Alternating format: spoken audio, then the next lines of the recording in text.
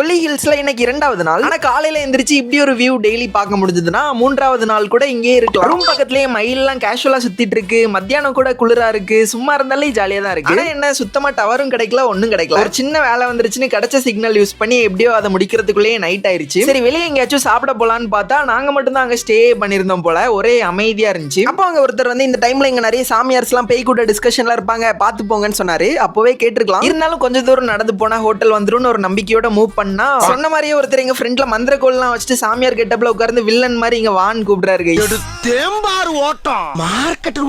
வெளியே சொல்லாட்டியும் எல்லாருக்கும் லைட்டா பேய் பட ஃபீல்லாம் வந்துட்டு போயிருச்சு. சரி இனிமேலும் நடந்து போனா நாளைக்கு நியூஸ்ல வர கூட 90% சான்ஸ் இருக்குன்னு மறுபடியும் ரூம் வரைக்கும் திரும்ப வந்து கார் எடுத்துட்டு எப்படியோ ஒரு ஹோட்டலை கண்டுபிடிச்சு போனோம். அங்க தப்பிச்சு இங்க வந்தா இதுவும் லைட்டா ஒரு பேய் வீடு மாதிரி தான் இருந்துச்சு. இருந்தாலும் நமக்கு இப்ப சாப்பாடு தான் இம்பார்ட்டன்ட். நல்லா சாப்பிட்டுட்டு இனிமே எந்த சாமியார் கூப்பிட்டாலும் கேட்க கூடாதுன்னு மியூசிக்கை ஃபுல் சவுண்ட்ல வச்சுட்டு ரூம்க்கே ரிட்டர்ன் ஆயிட்டோம் கைஸ்.